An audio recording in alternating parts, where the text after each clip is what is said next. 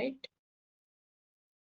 Guys, got any doubts or errors while practicing? You can ask me. You can keep that in chat window anytime. Okay. As I said, again, errors are irrecoverable and we cannot handle them. We can handle the exceptions. Exceptions in the sense like if you have like 10 lines of code and then there is an exception at line 5 or 6, program will terminate there and the remaining statements from line 6 to line 10 won't get executed. And the only way to get them executed is if we handle that exception at line 5 using some technique, then other statement will also get executed. That is how you will handle the exceptions. And we also discussed about types of exceptions, that is runtime and compile time. Remember, right? Yesterday we discussed everything, I think.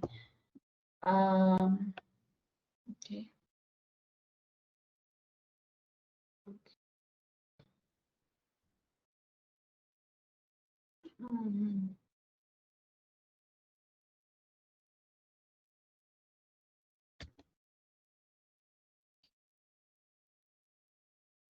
I also told you about checked and unchecked exceptions, because checked exceptions means compile time exceptions and unchecked exceptions, we call them as runtime exceptions.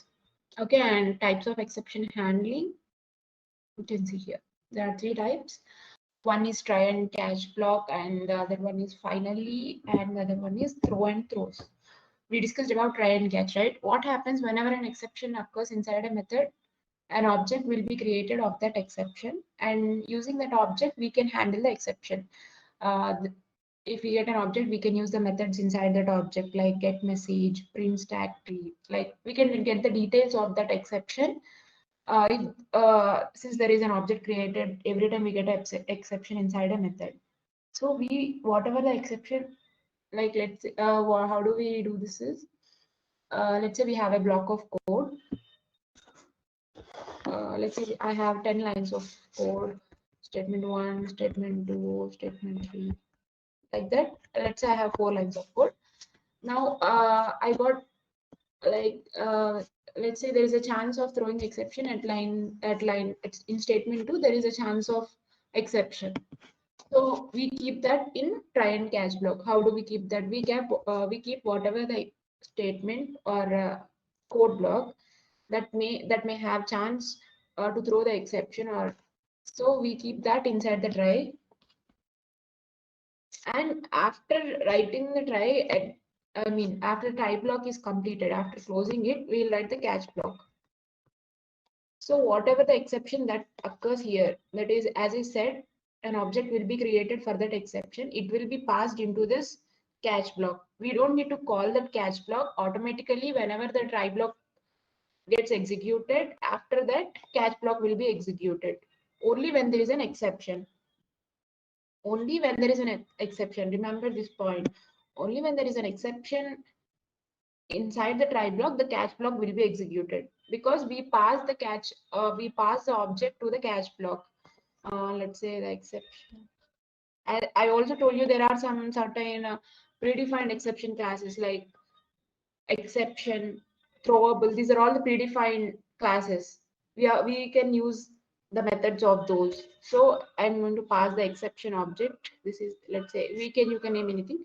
So if there is an exception occurs in this try block, the object of that exception will be passed into this catch block, and then we can handle it like printing the error or printing the exception or printing the flow, whatever it may be. We can do something, we can handle it in a way like we can keep a print statement simply by keeping what the exception is or how you should resolve it. We can keep that inside the catch block. So catch block will only be executed when there is an exception in try. So you will handle it in this way. We already did an example yesterday. See, you can see here. So this is the exception, and let's say I have another thing at line 14. Our thing like, and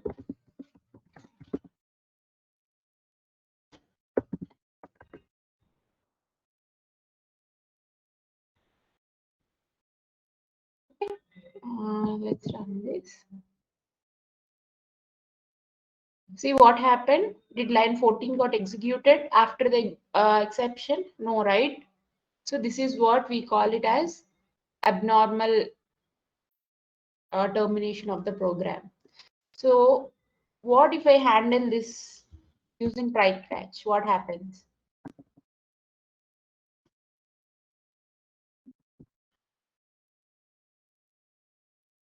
See, I got the message and I also this 14th line got executed.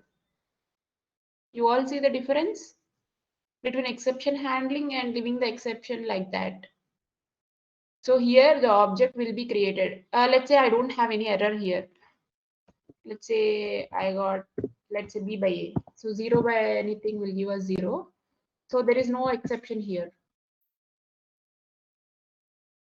Yeah, did catch block got executed? No, right? Because we didn't get any exception. So catch block will only be executed if there is an exception inside the try. You all understood this? So try is a keyword and catch is a keyword. And after the try, you have to keep the bracket as inside that. You'll keep all the statements. You can keep multiple statements which can throw the exception. Which do you think like this may throw an exception? So you can't use this try alone. Okay. You just have to write the catch. Like it is compulsory. Whenever you write try, you need to write the catch immediately. So and okay. So you can try with your own examples. Here I used exception class, which is a predefined class. You can use the sorry. So inside the lang package, we have several exception classes as predefined classes. There is another class called arithmetic exception. You can use those classes too. This exception is for all the exceptions, for all type of exception. If you know that this try block will give you this particular kind of exception, then you can use that class. Otherwise, you can use this class for all the exception class for all types of exceptions. You got my point, right? So yeah. And there is okay, we'll discuss about one more exception. We just now we got this arithmetic exception, right? That is divided by zero error. That is arithmetic exception. And there are few more exceptions like array index out of bounds, null pointer exception. We'll see one more example. Let's say I have is equal to null. This means result. I mean string null means what? It doesn't have anything. It is not. It is like null. You all know about the null meaning, right? I don't need to explain it. So now what I'm going to do is I'm going to do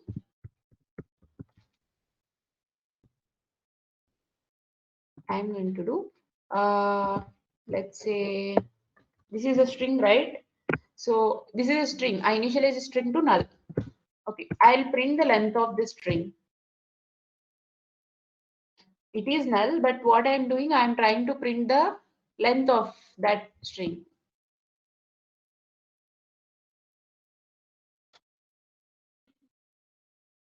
See how beautiful this message is.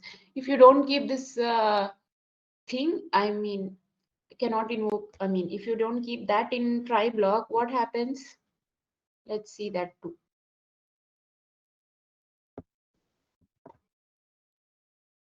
What is this one? This one was.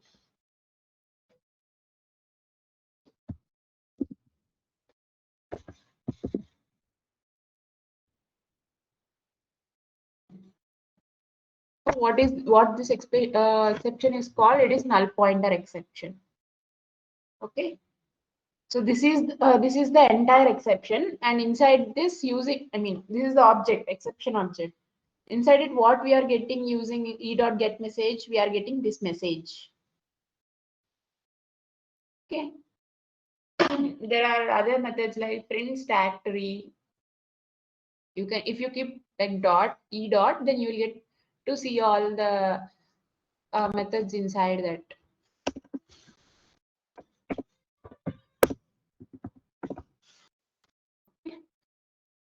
So yeah. Mm. You guys following right? And what I keep both of these in? Can anyone guess what happens if I keep both of these exceptions in try block and I'm passing one object in catch block? Anyone?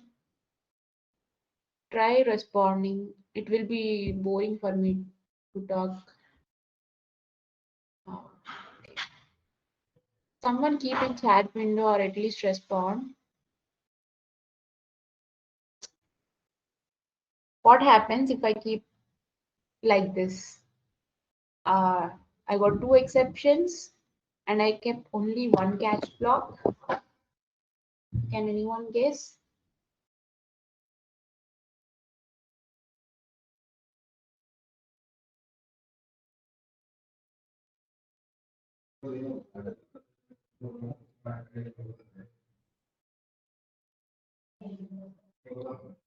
Okay.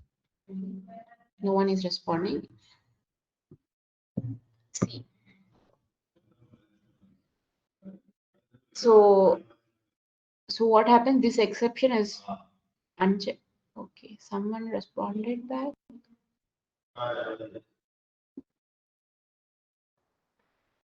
Which exception to handle first? Yeah. What happens is whatever that is, I mean, the program execution will start from line 1, right? So the first encountered statement is 11, 11, line 11. So it will be handled and the other will not get handled. So what happened? This is not handled inside the try block if you, even if you keep. So you need to keep another catch statement to catch another exception, because we have two exceptions. You need to keep two catch blocks. You can keep actually two catch blocks, okay? Let's say, what is this? You can keep exception E or any other thing too. Let's say arithmetic exception. File again.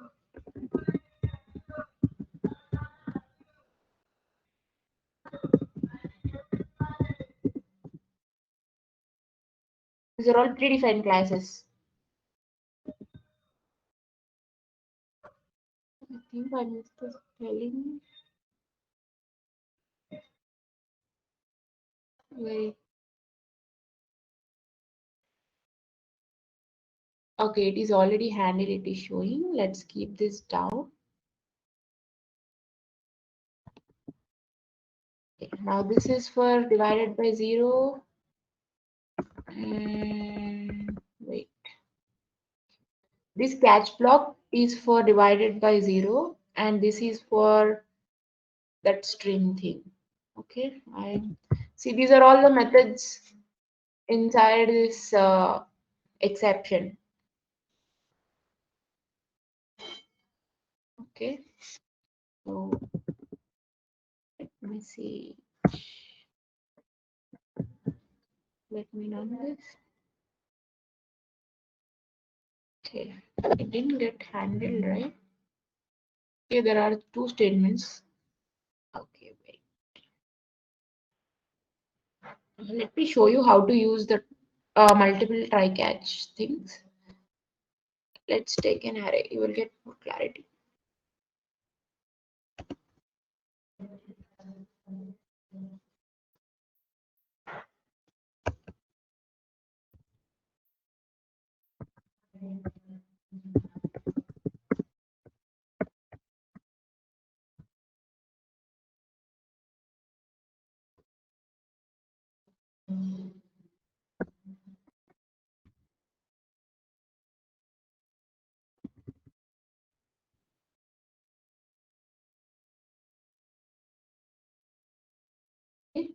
So you can see the two exceptions here, right? Cannot access the fifth one because there are only up to 4 indexes. and the other one is divided by 0.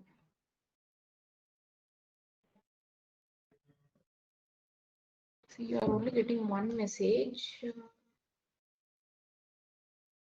Okay, you will only get one.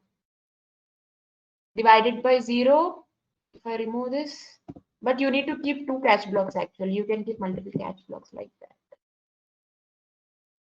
Index out of bound. I mean, only when the first one is resolved, you will get the second exception. Okay. So like this, you can keep multiple catch blocks too. And yeah, so this is how you'll use try catch and try and multiple catches.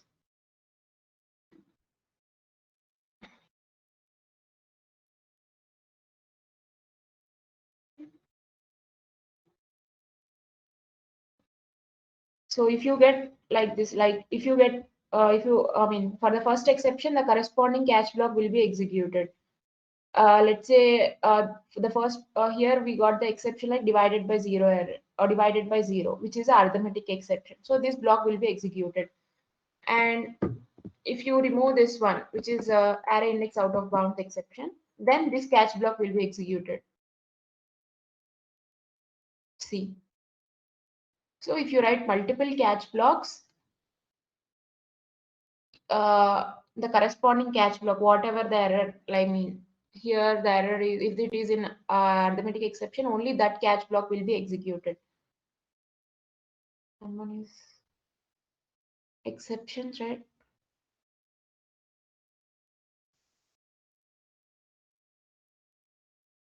Maybe you kept the exception class wrong. Exception thread unresolved compilation problem. No exception of type exception can be thrown.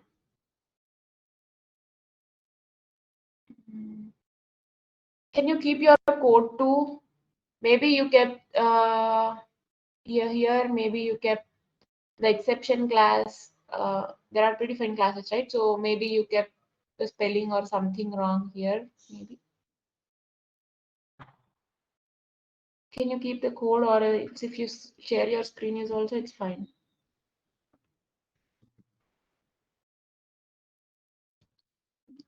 See, compare your code with this.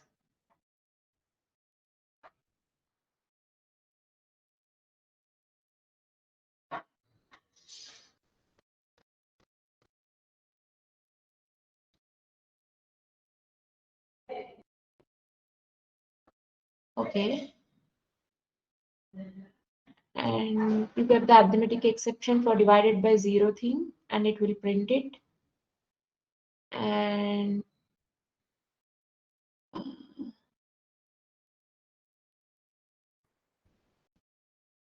you pass the object.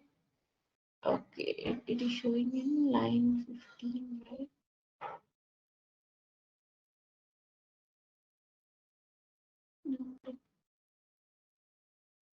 See, you pass the object in here and you didn't do any message. You need to print the message or something. You need to handle that, right? You printed end of the program. End of the program is like here. I just told you like even if the exception is handled, only then this line will be executed to show you that I gave. It is not inside the catch block. I mean, you need to do something with that object. You pass the object here, exception object. It is showing here, line 15. Remove this statement and keep e.get message or print stack anything. And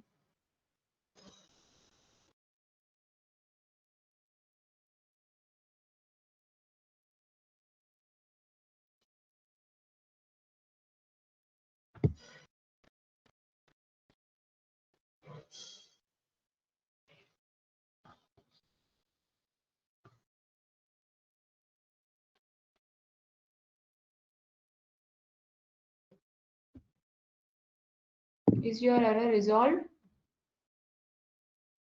Remove this statement and keep system.out.println of e.get message or something.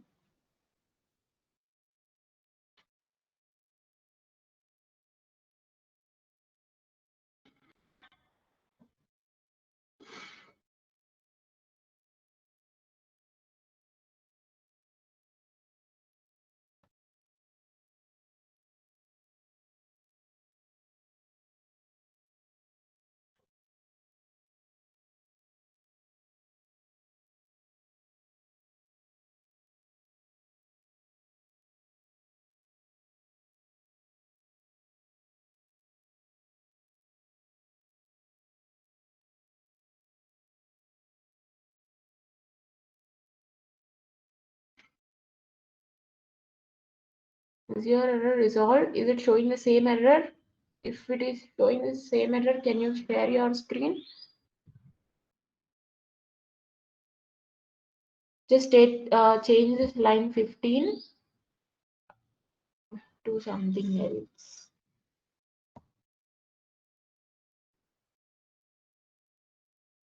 It is not a problem. It should not. Can you share your screen?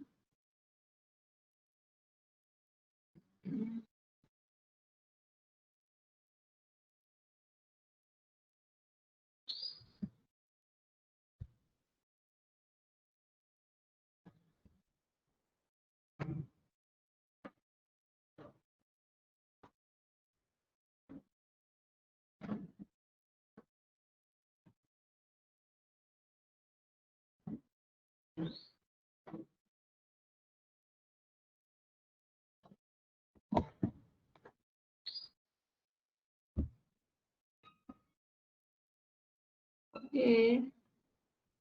If you are still getting the error, share your screen or paste the error.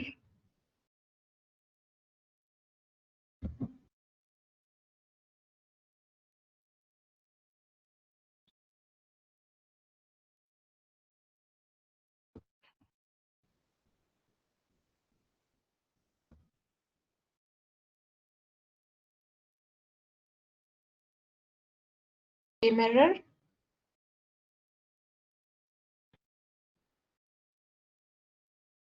Can you share your screen? Okay, this is, yeah, please share your screen.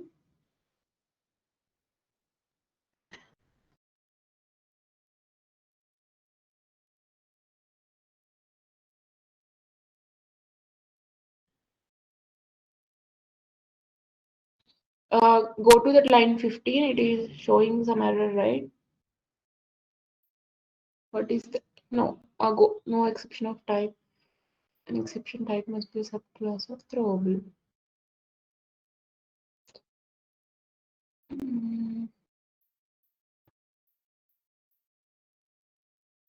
There, right, null pointer exception. Mm.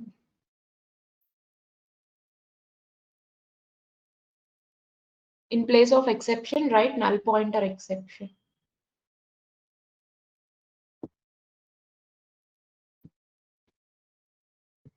Yeah, there. Remove that exception and write null pointer exception.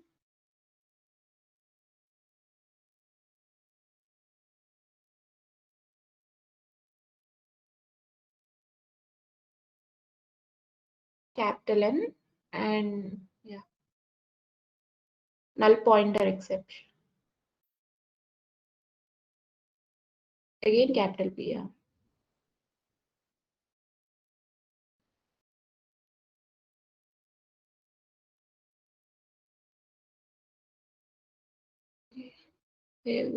Save this and run.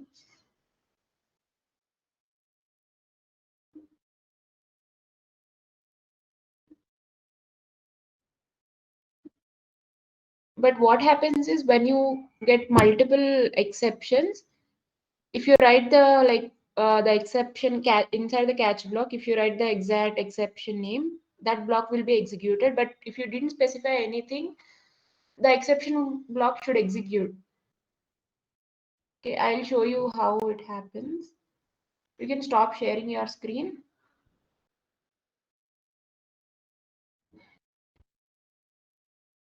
See here, I'll show you the same. Whatever you did, I'll show you.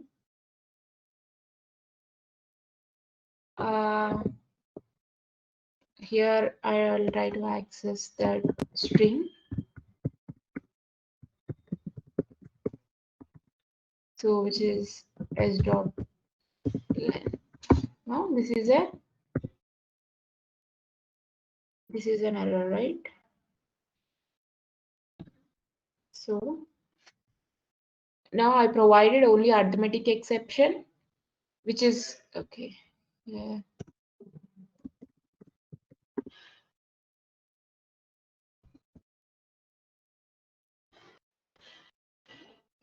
I provided the arithmetic exception, which is not there here, and some another exception. Let's say you can rest of all default one.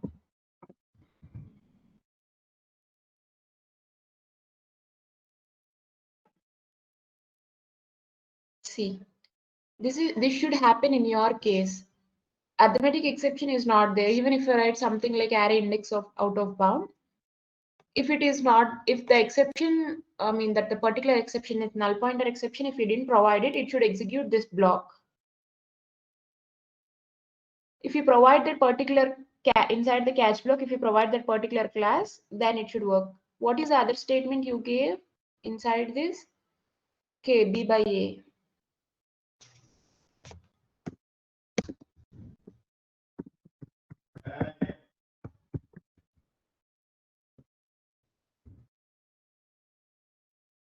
This is right. See, it works for me. You did the same thing, right, before? Is it the same? Yeah, you did the same.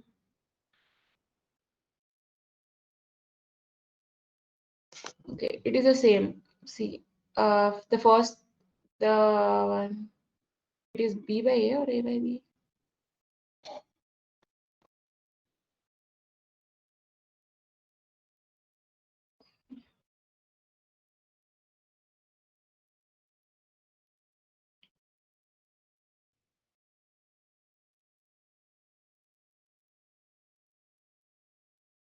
And why it gave you that error? Is it working now? Try keeping that exception in place of null pointer again. It works for me good. Is it working now? Like in place of null pointer exception, if you give exception, is it working now for you?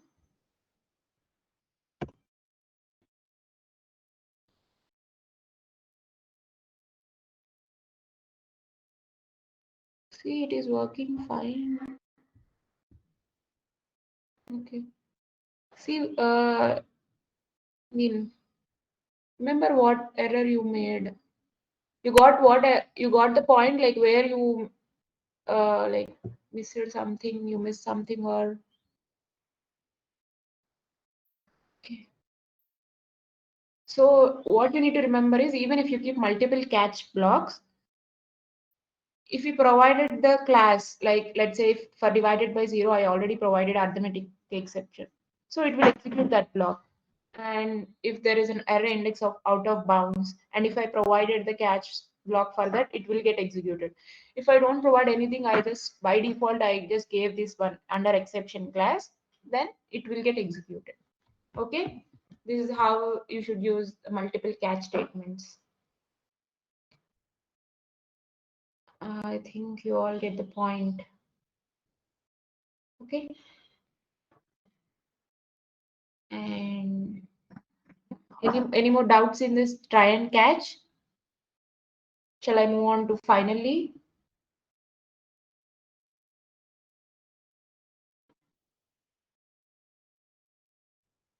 If someone, yeah, yeah, you can keep nested try to actually. I'll show you, wait.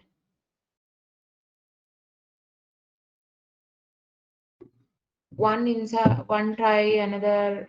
I mean, I'll show you. Just like how you write one if statement inside is another if statement, like that you can write multiple try statements. And let's say I'll keep this one here.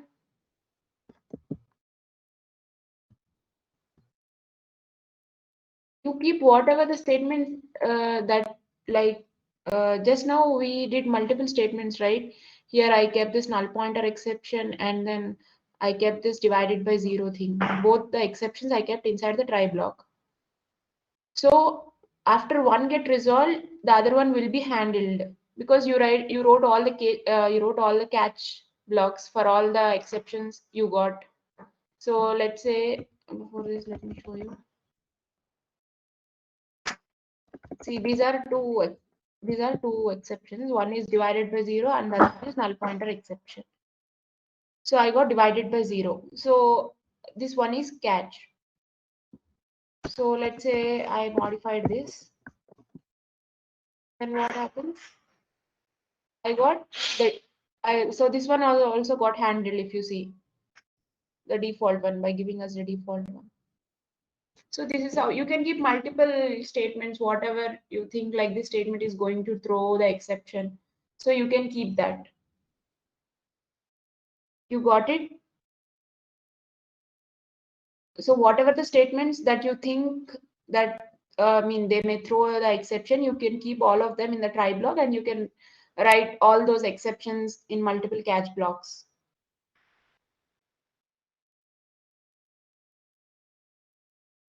Yeah. So what I'm saying, okay, nested try, right? Okay.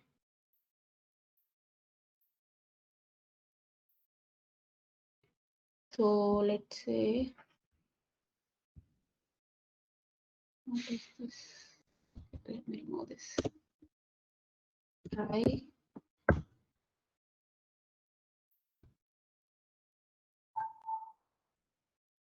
And you should keep this catch too inside that.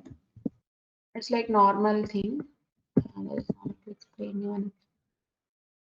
So this is like nested try, and here I'll keep this. I'll keep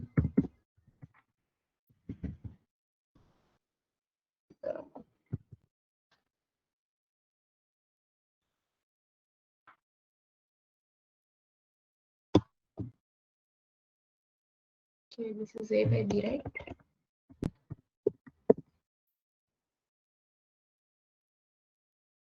See,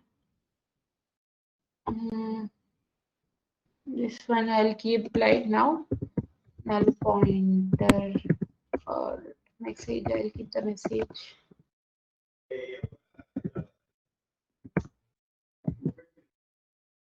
Now if you see, I got this divided by 0 thing and this one too. You like this also you can handle multiple exceptions actually. You can keep a try inside a try, or you can write at a time like multiple catch statements. See, for this try, this catch block, and this for entire this one, this catch block. So two exceptions got handled. You understand this one? So wherever you write try, you should immediately write the catch, even if you write it inside a try, inside a statement, wherever. Okay. Up to now, everyone, okay? Shall I move on to next topic? Finally,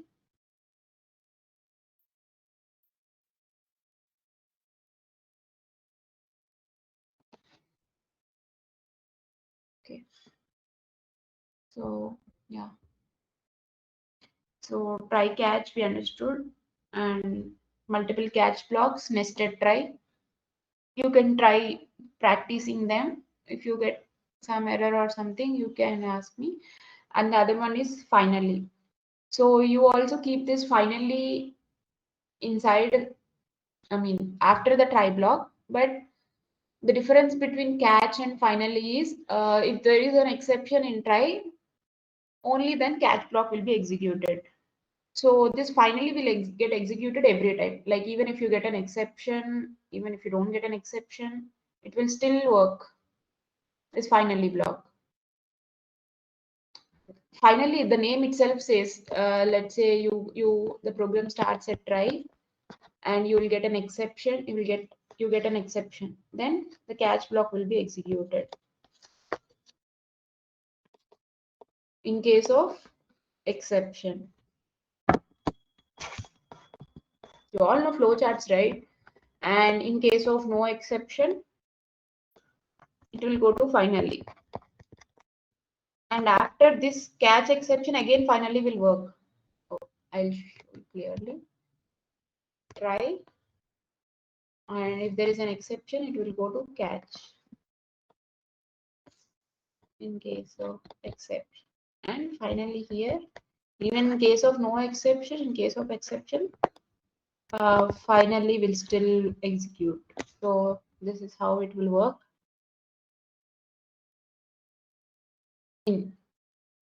Even if you don't handle the exception like before terminating the program, this finally block will be still executed by the JVM. Okay.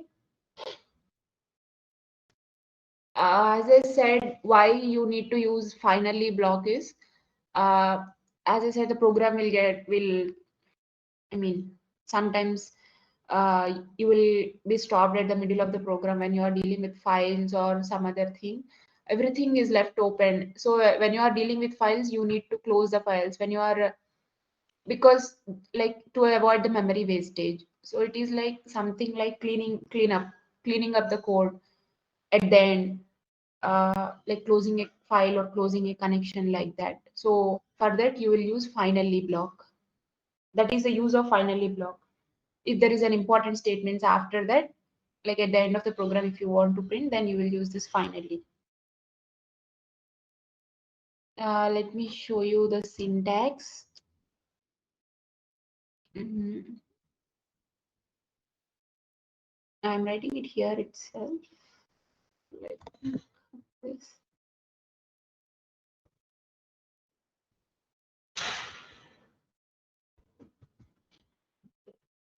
So this is try catch, right? So I'll write finally. So finally is after the catch. I mean, it will be the last statement. Finally, I'll keep it here. Inside this, I'll write something.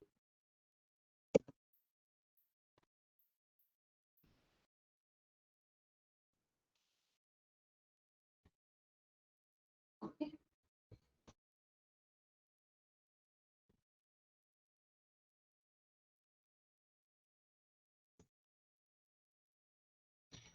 So try, catch, and finally.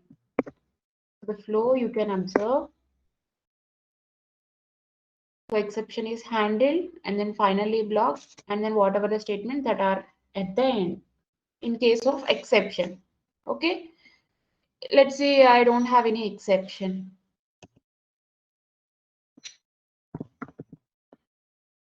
Then what happens? Even then, finally block got executed.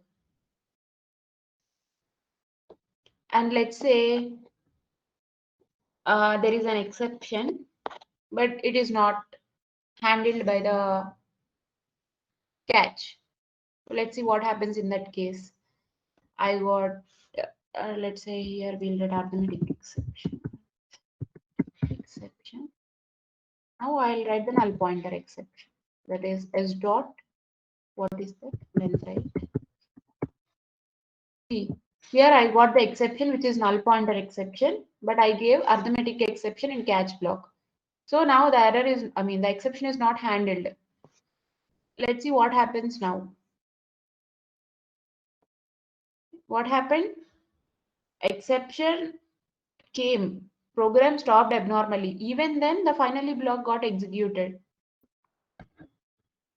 So finally is you now you can think, I think you know the uses of finally, why you need to use. So when you have some important statements you need to be printed, then you will use finally block. Okay. So in case of exception even the exception is handled, not handled, or even if the exception is not there too, the finally block will be executed and it should be the last block after try and catch. Okay. I mean, you cannot write multiple finally blocks like catch, how you wrote multiple catch blocks for try. You cannot write like that. Only one finally block will be there.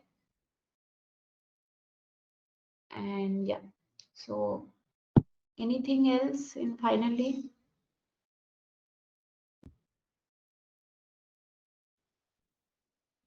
And when this finally won't execute is, let's say you exit your program. I mean, you exit your program like using some system.exit or some method, you exit your program after line 25, then this finally won't execute. Only in that case. Other than or in all the situations, this finally block will execute. And it should be under try catch. Okay. Mm, yeah. Anything else, or shall I move on to next topic?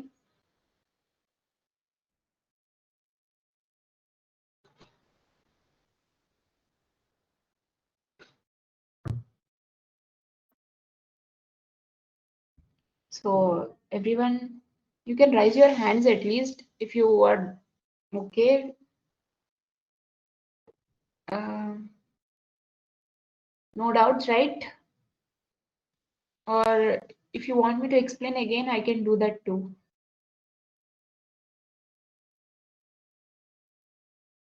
Fine.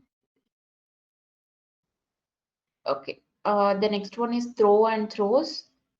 As I said, we have predefined. Yesterday we discussed, right, at the end of the class, like we have predefined exceptions. We have predefined exceptions and user defined, just like packages. So till now we all discussed about predefined, right? Arithmetic exception, null pointer exception, array index, out of bounds exception. These are all predefined. We have classes for that. So how do you write user defined exceptions? So you can, using throw keyword, you can write the user defined exception. There is an example here I can show you. So this is try catch. We already practiced it just now. And yeah, so here we got divided by zero error, that is, which is an arithmetic exception. We call that, and the finally block 2 is the same. And yeah, again another example. I think all these material will be shared with you. You can use this for reference. And now this Java throw keyword is used to explicitly throw a single exception. So when you want to throw your own exception, something using throw keyword, you can use this throw new arithmetic exception, which is a predefined class again, and you can write the message here. This is how you'll use throw followed by new is a keyword here. Okay, let's write an example. Let's see an example. Shall I write in the same program? Let me take a new class.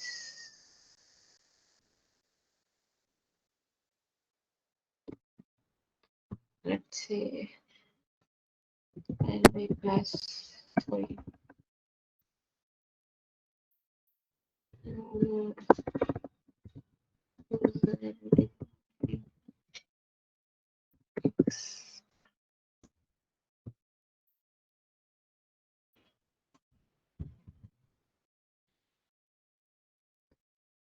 I'm writing a new class every time because if you are practicing with me, then it will be easier for you.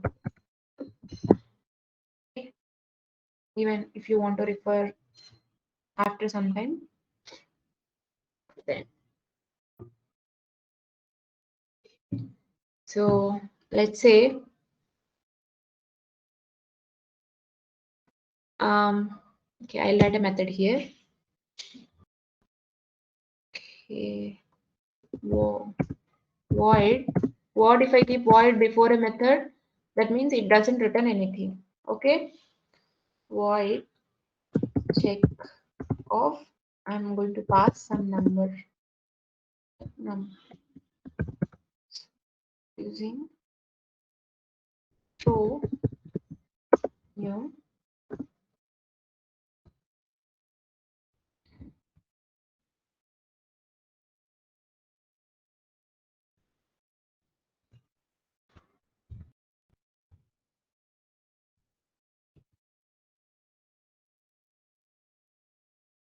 Okay, when you are going to throw, if that number is less than 0.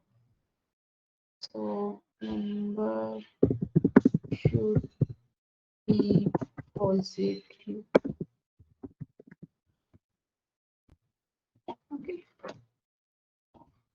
So this is how you can throw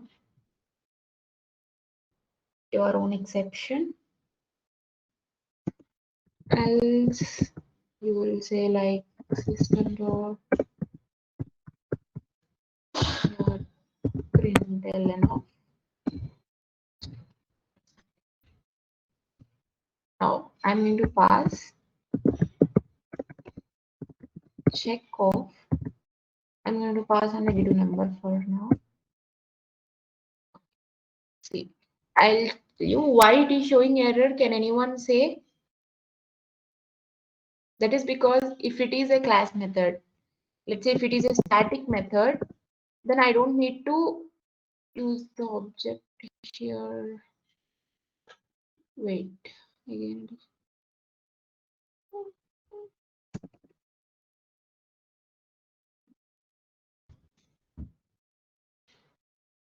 Okay, I kept static. Okay, wait.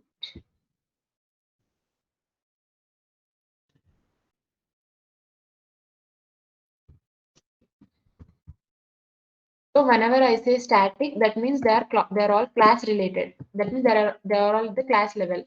At first, when I explain about this public static void main, so whenever we keep static before a method, it gives, I mean, JVM will give the first preference to those methods. And whenever you keep static before a keyword or before a method or before a method or before I mean a variable, that means they're all at class level. They're all class related, and you can access them here directly. And if it is not a static method, how do you call those methods? You will create an object, and using that object, you will call, like, let's say I create an object for user defined exception E or something, and then using that method object, I'll call object dot that method. And if I keep static, you can directly call that method because both the methods are static. You cannot access something which is not static from a static class, I mean static method. You all got my point? See, this is a static method.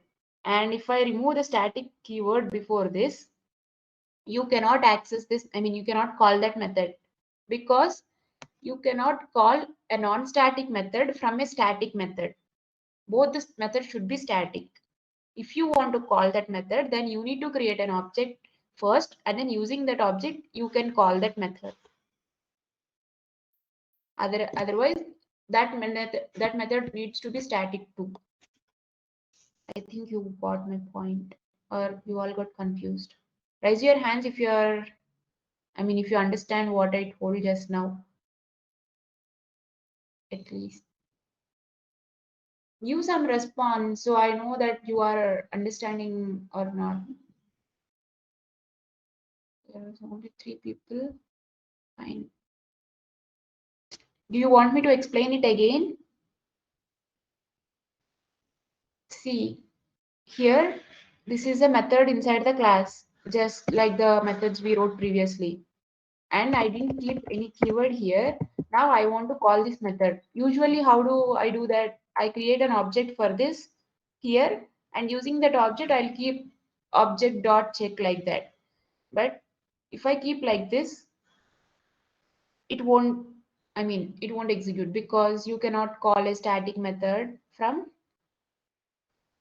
sorry, did someone say something? Yeah, using new keyword, you will do that.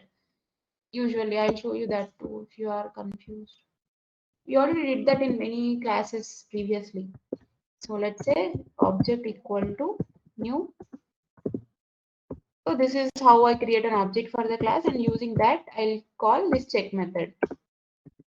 This is how we do normally.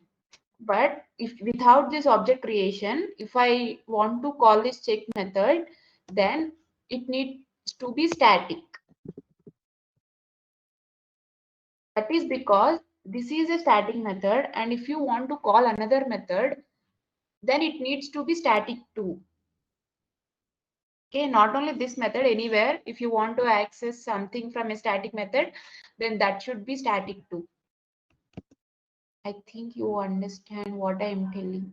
Okay. So now I can call this because that is static too. So what? So number should be positive. See, now I throw an exception. And if I throw something positive, yeah. Okay. So this is how you will throw a custom error. You can use multiple exception types here. You can use null pointer exception, arithmetic exception, or exception. So yeah, you can use your own exception. I mean, you can create your own custom exceptions like this using throw keyword. Only a single exception you can do that. So you all understood throw, right? You want me to give another example? I mean, you can use multiple exception types here. You can even use the null pointer exception, arithmetic, the predefined classes. Using that and using new keyword, you will create a custom exception inside any method or any block, like let's say in for loop or if loop. In if you can write like that, and we'll move to throws.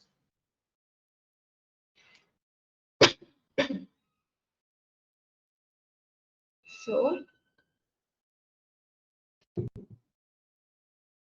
so this throws, what it will do is it will tell you like what even in a method or a class you can keep throws this kind of exception. You will write like that. Let me explain. So let's say you have a class and you write throws followed by the exception type at a class, or you can write even at the method signature at like whenever you are declaring a method. Here itself, see, here you can write throws whatever the exception you think that class may, you can write like that. Okay. So like this you can write, and if this class is going to throw some exception, you can write it at the class level too. Okay, like this. Okay. This is not going to throw, but whenever there is an exception inside the class, if you think it will show, then only you will write using the throws keyword at the class level or at the method level. Let's see examples.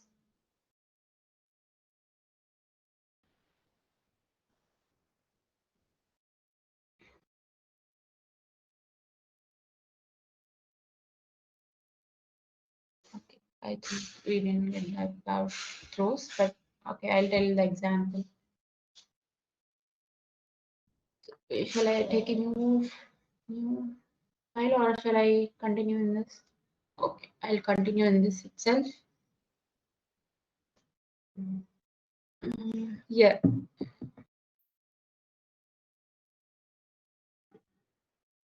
you can write like this actually.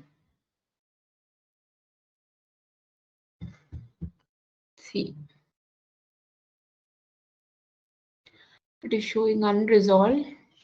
Let's keep that as arithmetic exception. Now, see, it works. Yeah, because I should mean specify what kind of error, what kind of exception it is going to throw. If I say exception, it is like the default one. But here it is arithmetic exception, so I need to specify that this method is going to throw some arithmetic exception. Okay, you all understood? I need to write the specific, I mean, whatever the particular exception class, you need to mention it.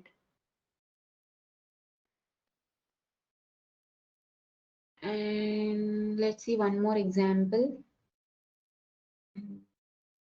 We can write another method. Let's say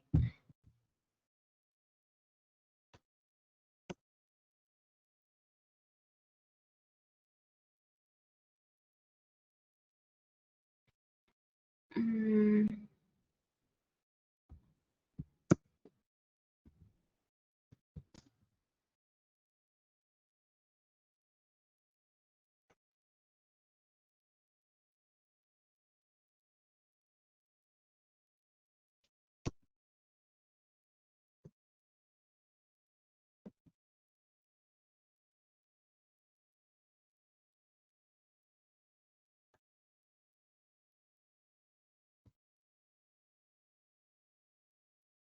So I'm going to pass this here.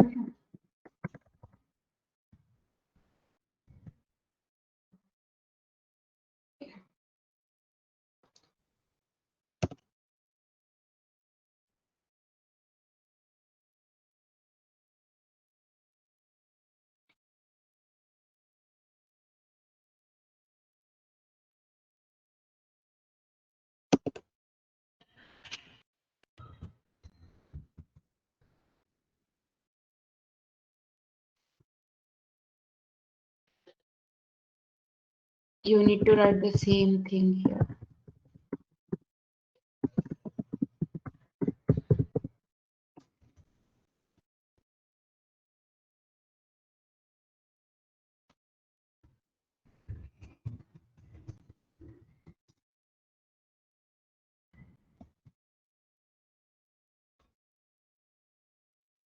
So exception is handled.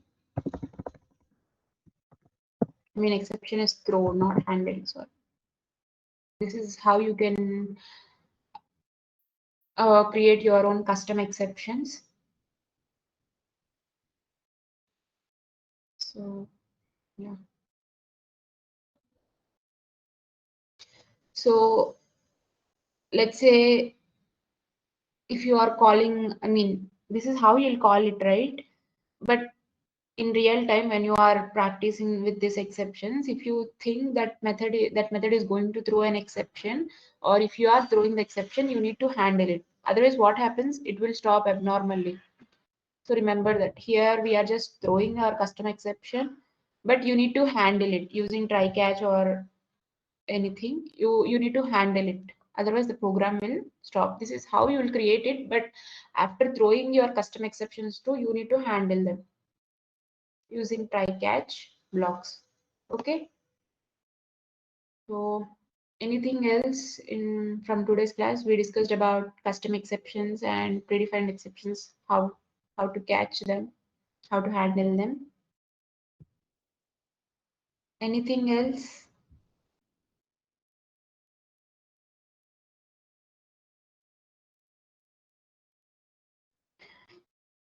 You can keep that in the chat window if you got any doubt.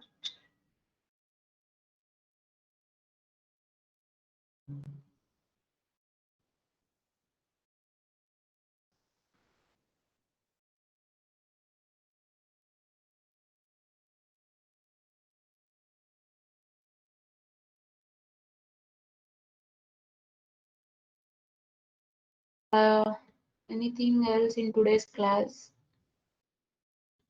Or else you can leave if you thanks for today's class. If you got doubts, stay back and ask, or else you can leave.